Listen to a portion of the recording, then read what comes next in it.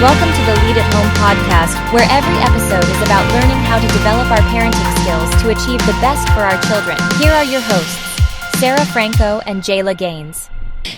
Hey, you guys. Welcome back to the Lead at Home podcast. I'm Jala, and this is my amazing friend, Sarah. Hello. And we're going to be talking today about a big one, a big topic.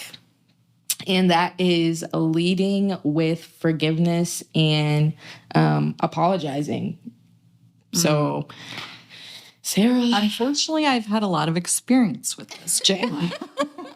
Me too. That's why I'm like, being married now for 28 years and being a mom for 26 years, I've had a lot of practice in the home with this particular area.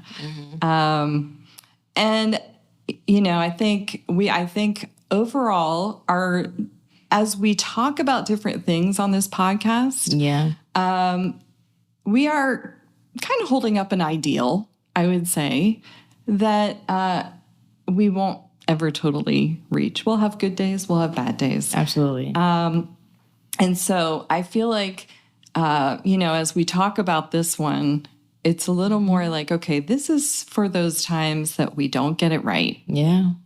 This is for the times that our family doesn't get it right. Yeah. And so it's equally as important, if not more so. I will say, I remember one time when I just yelled at my daughter, and she was little. I mean, she was maybe, I don't know, early elementary school. And the look she gave me, she just looked at me like she was scared of me. Oh, no. I know that broke your heart. And once that happened, I mean, I stopped and I just needed to apologize to her that I was wrong for the way that I talked. I was wrong for treating her that way. And I did not necessarily grow up in a home with that a lot. I don't know if that I think there have been times there's this misconception that adults should not apologize to children. Yeah. But they're humans. And I will say that now having adult children, that's one of the things that they have told me has meant the most to them over the years. Really cool. That I think they recognized, like, my mom isn't perfect, but she's also not claiming that she's perfect. Yeah. She's admitted when she's been wrong. She's apologized. And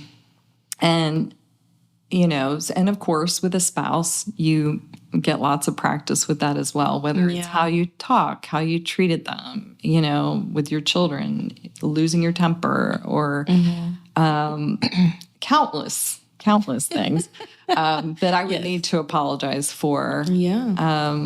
And I'm sure even though you don't have, your daughter is just little, I'm sure in your marriage, you've had moments of having to swallow your pride and give that apology when, sometimes there's a little bit of a stalemate there. Yeah. Where both people think they're right, and it takes a little while.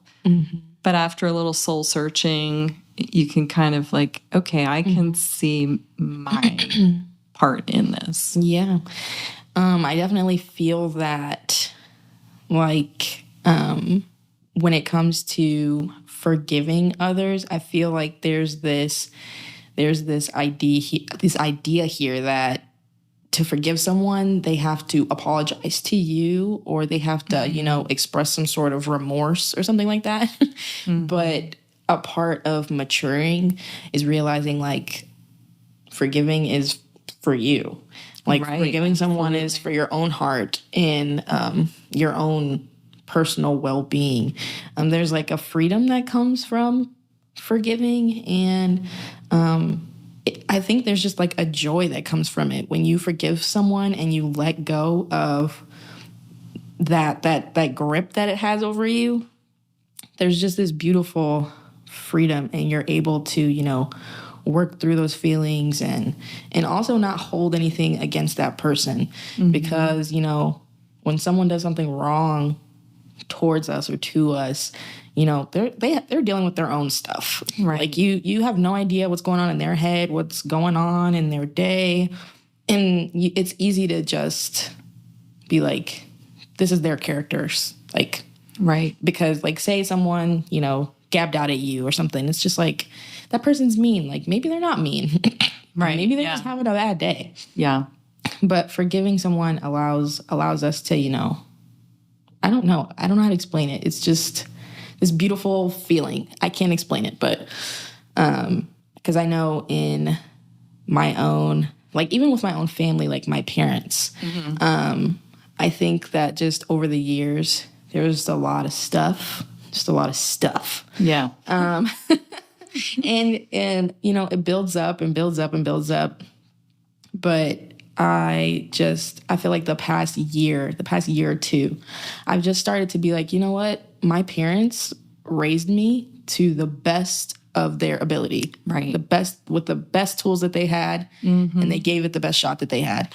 And it was just beautiful in realizing that. It set me free. Like, it gave me this sort of new perspective about my parents. Like, my parents love me. I love my parents. Right. And, regardless of, a choice that they made that I don't necessarily agree with or something like that, we still love each other. Yeah. And it's just forgiveness can really change the dynamic of a relationship. Yeah. And I think that's just really cool. Yeah, I think that one area of forgiveness that I've been challenged in is, again, with my own kids, when they behave in a way that I'm not happy with, or they do something that goes against, what I want them to do, or, to not continually bring it back up.